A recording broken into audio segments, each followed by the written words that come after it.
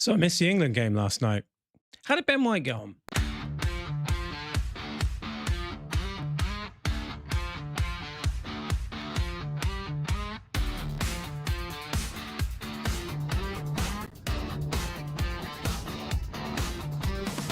Good morning, good morning, good morning, good morning, good morning, good morning, good morning, good morning, good morning, everyone. How are we doing this morning? Fine Saturday morning. We are here. We are live. We are live once again. Once again, we are live. It is the Big Arsenal Breakfast Show. It's a morning brief show on a Saturday, live 9 a.m. coming to you from the salubrious surroundings of Babs HQ. What a night of absolute ridiculousness. I don't think I've even calmed down yet. Something got me last night, which we will talk about in a moment. Something got me so riled last night. It got me so riled. I just wanted to grab hold of my plums and squeeze them until they burst. So pissed off I was. I'm still pissed off now. I'm still so angry. Anyway, we'll get into that. I'm Edwin Ash. Good morning. How are we doing? Thanks for joining us. You can get involved, as ever, in the show. Have your say on the shenanigans that took place last night. You can have your say if you want to jump in the live chat, or if you want to comment on the show, we'll read some comments out the next day. We always do that. Or if you want to get involved in the socials, which are right in front of your nose now, which are at Big Arse Breakfast on TikTok, at Big Arse Breakfast on Insta, and at Big Arse Brecky on X, and at bigarsebreakfast.bsky.social. That is where we are. I should say, at the moment, with TikTok, for whatever reason, we don't know, we are currently in jail. So if you've been following us on TikTok and you're like, this guy hasn't posted anything for a couple of days, you know why? And I'm trying to sort it out with TikTok, and they keep coming back to me and saying the same thing over and over and over again. I think it's automated their support because they keep saying the same thing, and I keep saying, no, definitely not working. I've tried everything to get out of jail, and I don't know why we're in jail in the first place. I honestly don't know why we're in jail in the first place. Probably because my takes are too darn spicy. Oh my God, those takes. Oh, those football takes. We can't be having you on TikTok saying things about football in that manner. You must be banned, I say. Banned and ostracized and kicked out of the country. That wouldn't really work, would it? But yeah, TikTok, we're in jail. It's really annoying. Really, really, really annoying. So I can't post anything, and they keep sending it out.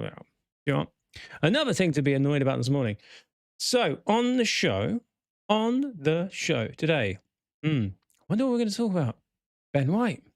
We're going to talk a little bit about Ben White, as it is the topic of the day. We're going to talk a little bit about Premier League clubs potentially rounding on Chelsea, and maybe some kind fixture fallings for us as Arsenal fans and the Arsenal. There's some interesting stuff surrounding Premier League fixtures that have been moved. So yeah, a lot to get through. Yeah, okay, let's start with the Ben White thing. Come on in, let's do it. Oh boy, where to begin? So, Ben White, as you know, played for England last night.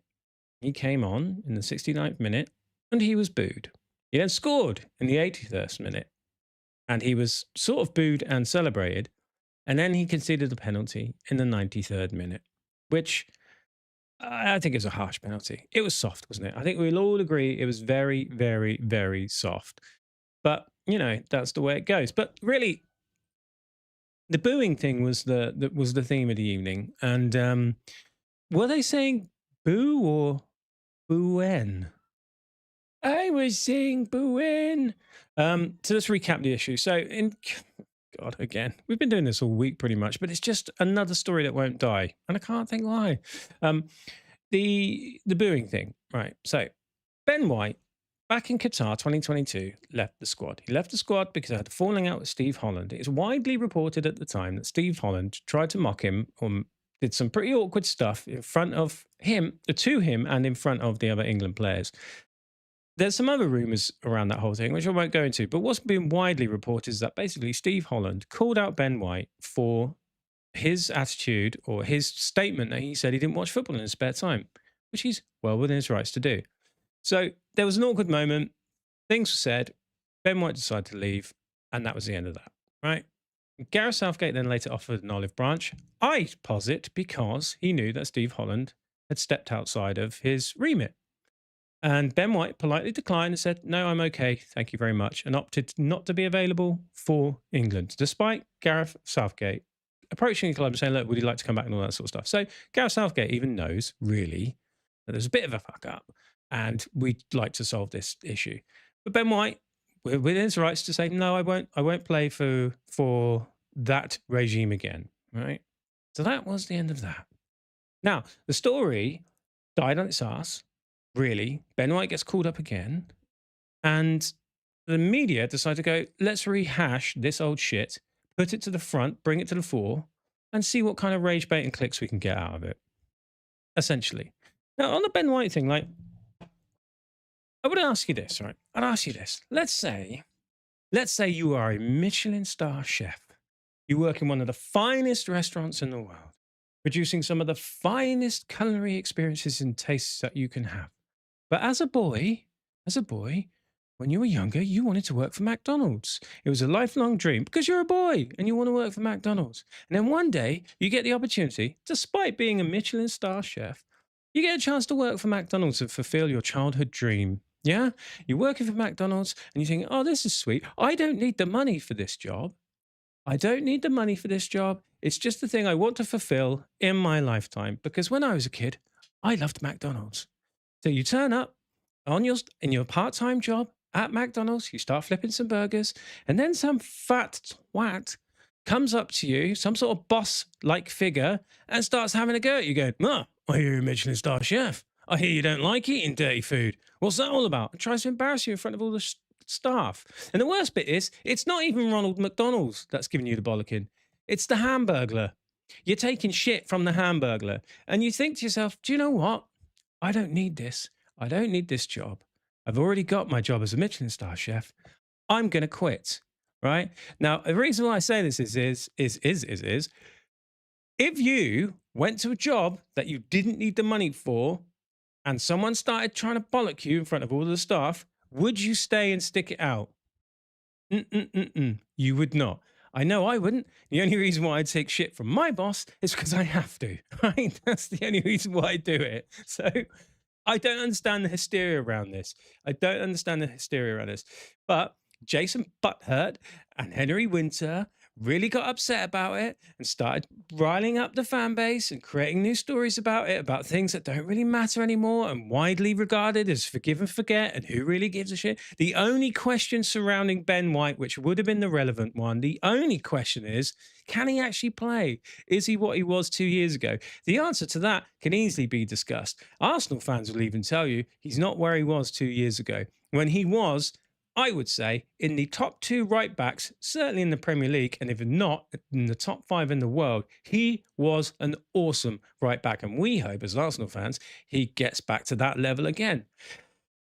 That's the only discussion to be had, really. But no, Henry Winter, Jason Butthurt, clickbait babies, all like, I wonder if, let's just put this shit out there. And look what happens. He now comes on, plays for England, and he gets roundly booed. Now, some will say some of those England fans would still have remembered it and they still would have booed him. Maybe they would have done. But if you've got a whole media campaign for a week talking about it, and it's at the forefront, not even subliminally would you be affected by that. It's just there. So this whole thing is being a complete waste of time, a complete hit job, and it is the reason why England players struggle in the England shirt. A lot of you watching won't care about England. Absolutely fine. I happen to, because I live there, right? And I want them to do well. But many, many players have said in the past, many have said, half the battle is with the media. So well done. Jason Butthurt, Henry Winter, former good journalists. Well done, you bunch of plebs. Now, I mean, after the game, you haven't got to look that far to understand what actually is going on in the England camp. Now, when Ben White scored, Harry Maguire had his arm around him, was proper giving him the good ones, giving him, well done, mate, smiling, happy, little head rub, all that sort of stuff that you want. They were really, really happy for him, which tells you everything you need to know about the England camp. Henry Winter, you buffoon. Honestly, it's really, really, you can tell it's really got my goat. This one, more than any football story, I think, in the world ever, that I've ever seen of stupid football stories has really got my goat. Harry Maguire went on to say after the game, on Ben White, he said, "It's a bit crazy. Scoring the first goal, I thought he was brilliant when he came on. I can't say anything about the defending for that penalty. If it was me in that position, I'd be attempting to block the shot as well. That's what we've got to do. That's a soft penalty." All right. And then he went on to say he's been good all week, a big smile on his face, and he's brought energy to the camp. He got his rewards tonight with the goal, and I thought he was brilliant when he came on. And there was pretty much similar words to the effect by Tuchel, who said we have to protect our players. He said afterwards, we have to protect our players. And what are the media doing? No, prod.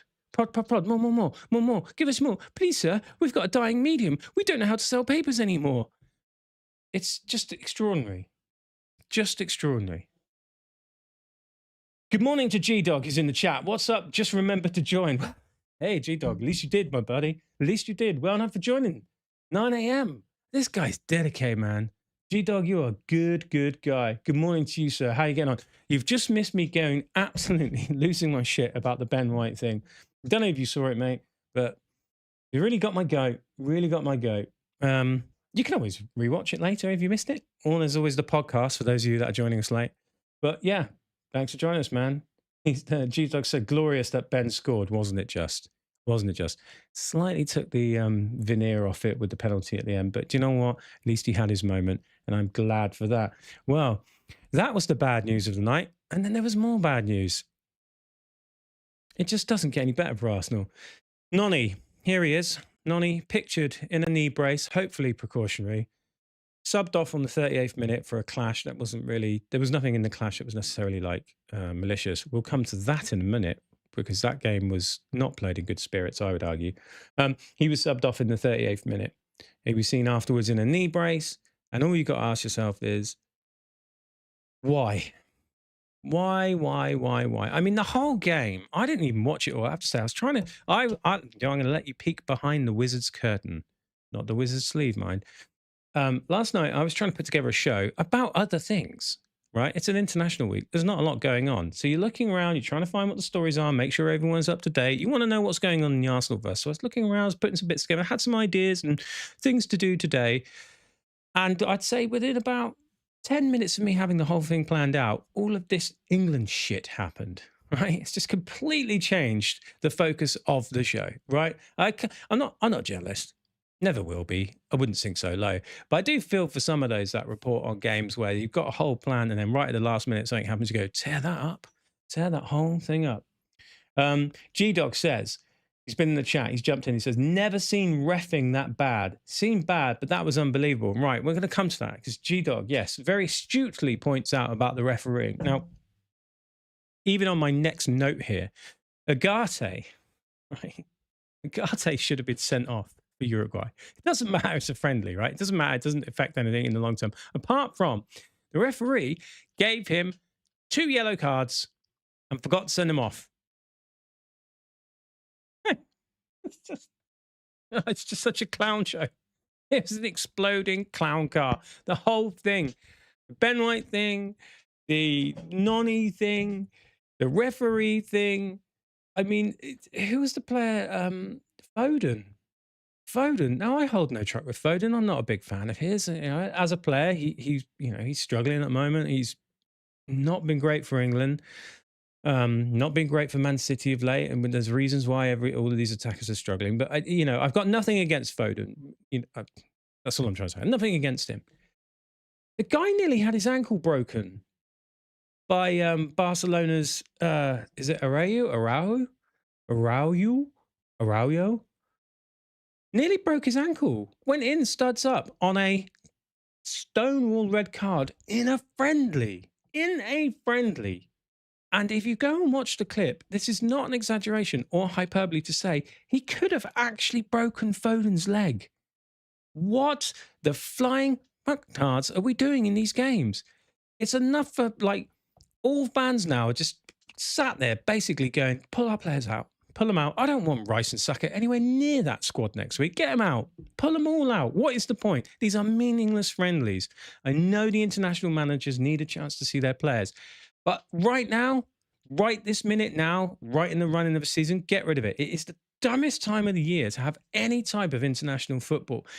Case in point, there's the Argentinian forward, plays for Strasbourg. I think his name's Joaquin Panicelli. He's torn his ACL. He tore his ACL in a friendly for Argentina this week. He's now going to miss the World Cup. He's going to miss Strasbourg's run-in. They're trying to get into Europe in Ligue 1. And now he's going to miss the World Cup. For what? For friendly. The guy must be absolutely gutted. Absolutely gutted. And this international break is just utterly pointless. Utterly pointless. Right, I'm going to just do a little bit of general news. Because I said I would. And there were other things that are happening last night. Maybe just give me a chance to calm down. How are you doing, G-Dog? Are you calm? I'm not calm this morning. What are you up to today, by the way? It's Saturday. What time are you getting on the Brewdogs? Again, I think it's Brewdog hour now, right? So a little piece by Simon Collins. Always promote or plug Simon Collins. He reports on Arsenal. Does very good work. I mean, it's the Sun newspaper, but it's Simon Collins. So get yourself over there and read his article about Victor Gyokeres. He basically said Victor Gyokeres' hat-trick last night, or the night before, is a timely boost for Arsenal's trophy hunt this season. It is all the more remarkable that it came under Graham Potter, who did not give Gyokeres a single minute of Premier League action when at Brighton.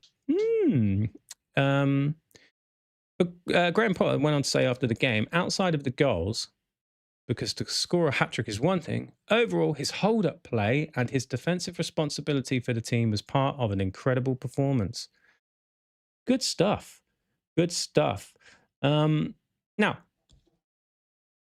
my question is, I've seen G-Dog spit in the chat again.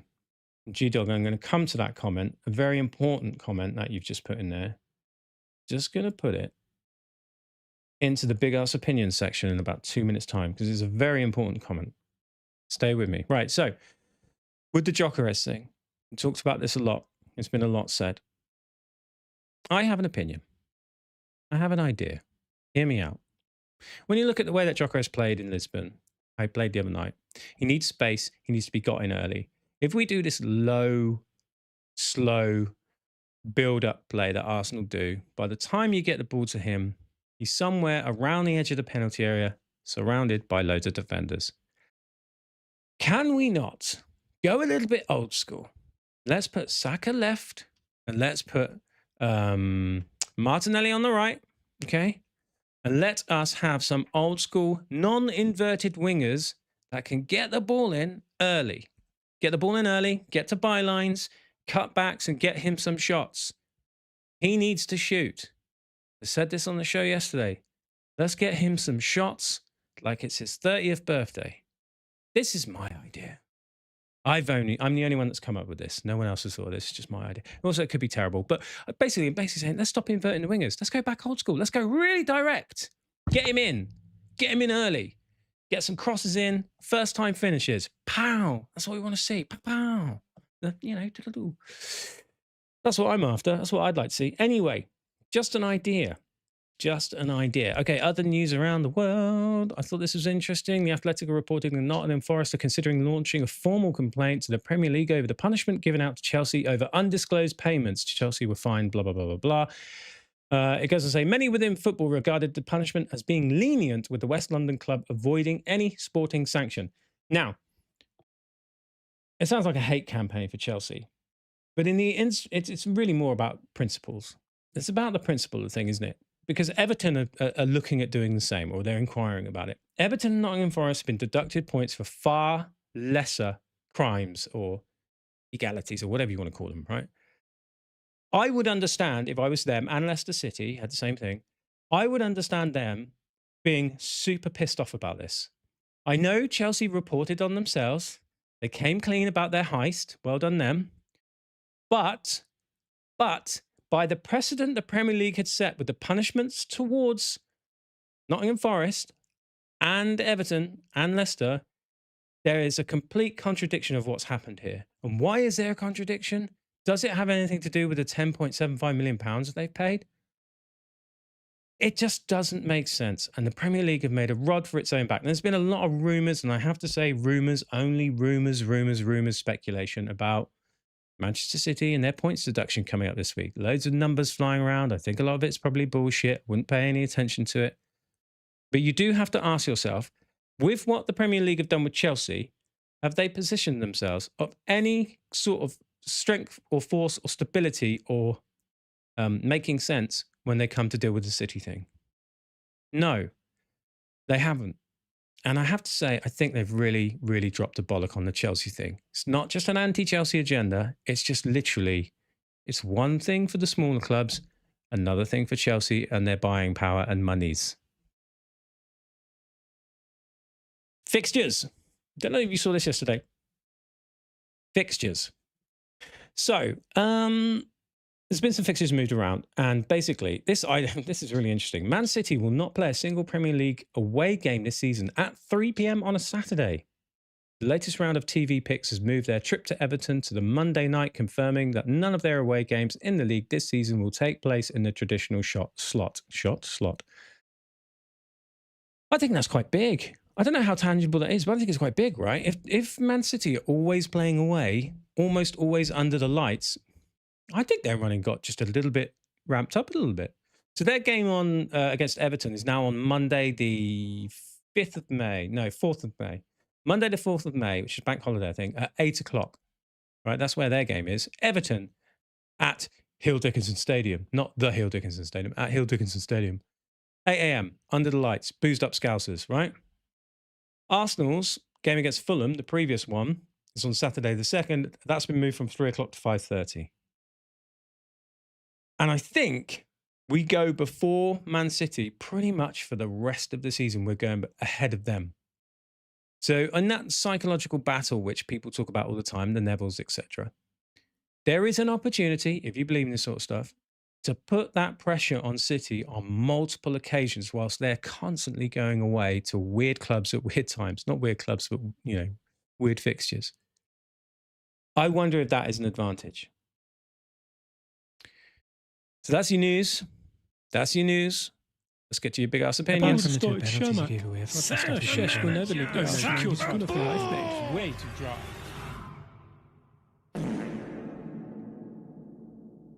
Yeah. Let's be having you.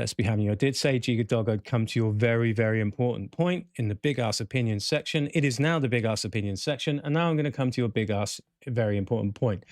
G-Dog has jumped in the chat and he has said, I'm going to buy some meat for the barbecue tomorrow.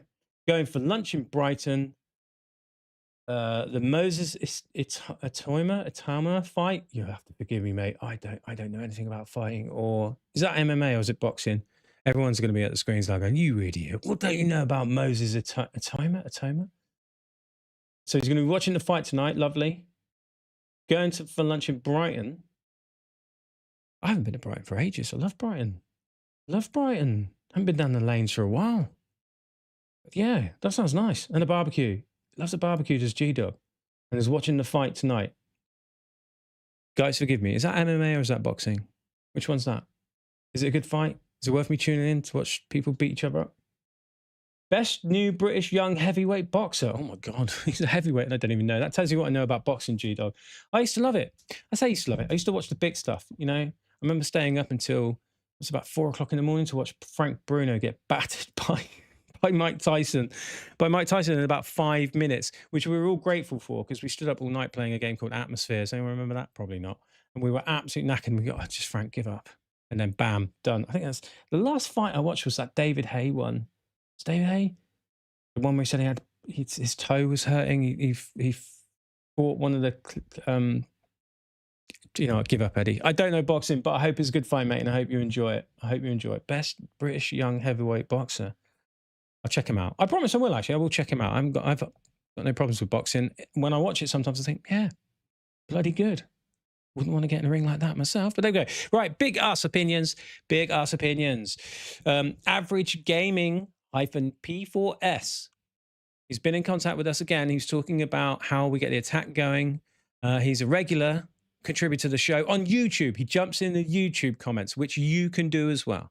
He said, remember, yeah, Can't wait to see combination play between Gyokeres and Dalman. Sounds interesting, and we'll be seeing a lot of it now because of Saka's abysmal performance this season.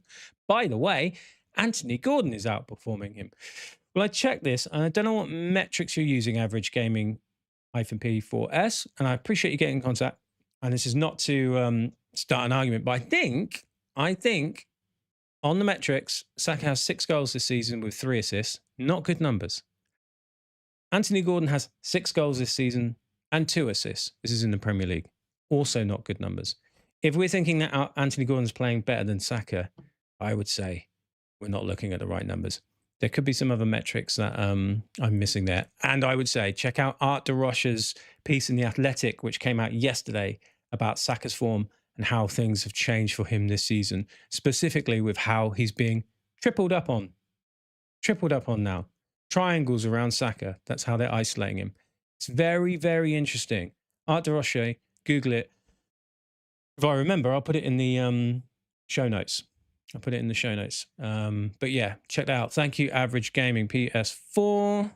Just going to jump back into G-Dog, who says, haha, that fight was awful. It was Klitschko. Yes, it was Klitschko. David Haye and Klitschko. And I think he won it on points, didn't he, hey? Or did he lose it on points? Can't remember. We were so disappointed. There was a lot of nothingness going on. It was like watching the Arsenal-Liverpool game this year when no one actually wanted to take a fight, like a swing or anything. Yeah, God, it was dull. It was fucking dull. Number 2 slide. This is awild10 at awild10, or if I'm pronouncing it wrong, could be Awild. Yeah, Awild. Awild saying. Had this gesagt. He said to say no one would be to be. Oh God, yeah. So this is talking about selling Miles Lewis-Kelly or Ethan Nwaneri or both. It's a post I put out yesterday, which is effectively, would you sell those 2 Highlanders if it meant getting Kvaratskhelia? A Wild has said, to say no would be to completely forget that. As well as Arsenal the club, which includes our fan community, there is also Arsenal the business. Both Ethan and Miles, from a transfer point of view, join the club for free, and as a young English players are worth a lot of money. If, as fans, we want to see some of the biggest players in Europe join our team, we need to spend a lot of money. The money has to come from somewhere. And unfortunately, as we don't play in a sky blue kit, that somewhere probably has to be the sale of young players. And the sad reality is that these boys are probably worth a lot more than we're likely to get for Jesus or Trossard. Would I be happy to see Ethan or Miles go? No. Would I understand it? Probably. Brackets, unless it's Miles to Man United. It's a very, very fair point. I've got another point on that now as well, and then we'll go over those 2 points together. Guna72 at Guna72, who also got in contact via the comment section on YouTube, which you can do too. He said, yes, absolutely. We've got Max Dalman as a wonder kid, and their price tag is pure profit, 100%. Nobody is bigger than the club. Not Saka, not Gabriel. I just think I've cut this off. He said, not Saliba, not Arteta, not anyone. Evangelos Marinakis is bigger than the club. Honestly, he looks like he ate this Emirates Stadium. Sorry, that's a low blow, Eddie. So on that point, though, yeah, look, are we prepared? Are we prepared to see those players be sold? I'm not saying they definitely will be. I have no idea. I have no idea. I'm not an ITK. But I can see it. I can see one or if not both of them getting sold. I can see the fan base getting fucking annoyed about it, and then the fan base getting really fucking annoyed about it if they go on to do well. But at some point, we have to start selling our academy talent, whether we like it or not, to produce a sort of money that helps us dominate teams like PSG. Think about that, where their money comes from, how they have the highest wage bill in the world, spend almost the most. Manchester City, Bayern Munich to a degree, because they are Germany, effectively. If you want to compete with these teams, we have to be prepared to produce talent that is painful to let go. That would be my opinion. So I tend to agree with these points. No one else has come in saying, no, don't sell them. I have to say, of the comments I've seen, no one has seen, no, don't sell them, can't do. I've seen it on Twitter. I've seen people saying if they sell Miles Lewis-Kelly, I'm never supporting the club again. But when I've posed the question, people coming to me have not put that not put that opinion forward, which I would like to hear. If you're completely anti it, tell us why. Get in the comments section at Big Arse Breakfast on TikTok. As I said, we're currently in jail. I don't know why. Hopefully it'll be fixed soon. At Big Arse Breakfast on Instagram, at Big Arse Brekkie on X, and at bigarsebreakfast.bsky.social. You can also email the show if you'd like it the old school way. It's show at bigarsenalbreakfast.com. It's show at bigarsenalbreakfast.com. Get in contact. And then FK Hanaja, FK of the Latte Firm over on Twitter. I thought this was good and important. He said, Steve Holland on the Ben White thing. Steve Holland will always be a coach who helped waste one of the most talented generations of English players. Yep. Yep. You gotta remember at the time when Ben White was with that England squad, he was shit hot. He was shit hot. And he was for the next season and a half as well. Until he ran through so many walls for us. His hamstrings, knees, and all sorts got buggered by it. I thought Gareth Southgate did a really, really good job with England. I think obviously he did. He took us to 2 finals. It took us further than we'd ever gotten in my lifetime. And he did a great job with the community aspect from an England fan point to the players getting along, to solving that whole cliquey thing, to getting the media on side. I think he did a really, really good job, except with Steve Holland. And the instant karma take of the day, right? Instant karma take of the day. Check this one out. Instant karma take of the day. Yeah, so the instant karma take of the day, if you're not aware of this, if you listen to the podcast, it's really a visual gag. Karma is spelled C-A-L-M-A, karma. You know, in a kind of Ronaldo, karma way. So the instant karma take of the day, what we normally do is we take a take that tries to take down the temperature if we're really angry, someone that's come up with a level-headed, like through the middle, kind of like, hey guys, chill out. Or if we're going like, we're going to win the league. If we're really hyped and getting ahead of ourselves, a take that just levels things off. This one today actually comes about another football club, which just happens to be Tottenham Hotspur.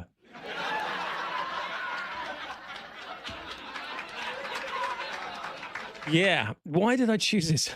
Fucking hell. Oh, my God. Oh, my God, I can't help but find this so funny, right? Sam Wallace at the Telegraph has reported Sean Dyche, a potential candidate to take over at Tottenham for last 7 games. Oh, God. Oh, God. Oh, my God. Heaven have mercy. Heaven have mercy. Oh, Sean Dyche. Oh, Tottenham fans. What the? How do you go from European champions, in quotes, to Sean Dyche having to come to save you? We joked about this earlier in the season. I would say around the halfway mark, Arsenal fans were like, you might have to get Sean Dyche in as a sort of emergency repair job. You keep going like this. Now it's a possibility. Now it's a possibility. What the hell has happened at that club? They've also said that they could potentially get De Zerbi as he holds out for the job in the summer, but he won't come early because obviously they could get relegated. Then there was talk of them putting in a relegation clause that if they got relegated, he could leave. So he could potentially come in for 7 games and then go. Sean Dyche, on the other hand, might just come in for 7 games. And who knows? They might have to tempt him with a full-time position. And look, this could come back and bite me on the ass, right? Sean Dyche could potentially save them from relegation and get them back up to 10th. You know, he could get the job and get them sniffing around the Europa League Conference League next year. For all I know. But to go from Pochettino getting you to a Champions League final, not backing him, sacking him, bringing in a washed Jose Mourinho, and Antonio Conte, who didn't want to be there, was just there for the money. Then you get Thomas Frank, who, do you know what? Whatever you think of Thomas Frank, he's obviously a good guy. It wasn't for him. And this cycle of managers has gone so far, now Sean Dyche is a contender. And that is why that is the instant karma take of the day. So no matter what's going on in the Arsenal world, we are not being linked to Sean Dyche. Oh my God, that was funny. Right, I think I need to calm down. I'm going to go and get me a coffee. I'm going to start looking at the clock and figuring out what time's an acceptable time to have a beer. In the meantime, guys, we will be back tomorrow at 9 a.m. There will be some more shit to discuss. I'm sure of that. If you could do us a gigantic favor, is to like and subscribe. We are trying to reach many more Gooners. We want you involved. The whole point of this show is for you to have your say. Come and have your say. We'll have a laugh. We'll piss about. We'll talk some bollocks, but we'll talk some good stuff as well. And we want you to like and subscribe so we just get out there, a bit more reach so everyone can come and have their say. Like G-Dog has this morning. Thank you, G-Dog, for getting involved as ever. We really appreciate you, man. Don't forget, we have the podcast as well. We have the podcast that goes out. It's actually going to go out in about 10 minutes' time. As soon as we, production team, wrap this up goes the podcast. So if you missed a bit of this, or if you're coming to this later, or you're like, do you know, I don't have time to sit down and watch it, have it in your ears. Stick it in your ears when you're on the tube, or you're driving to work, or you're dropping the kids. Dropping the kids off. If you're okay with your kids hearing words like muck and bollocks and all that, then listen to it when you're doing the school run. Whatever. I don't know, man. Wherever you want to listen to it. And also, as ever, get involved in the comments at Big Arse Breakfast on TikTok and Insta, at Big Arse Brecky on X, and we're on Blue Sky. That's it, really. That is it for today. Thank you for being my therapy, you guys. I feel better. I don't know how you feel. But we will be back tomorrow, 9 a.m. G-Jog says, have a good day. And I'm sure he's saying it to all of you. Have a good day, everyone. 9 a.m. tomorrow. Bye-bye. Get your arse in gear.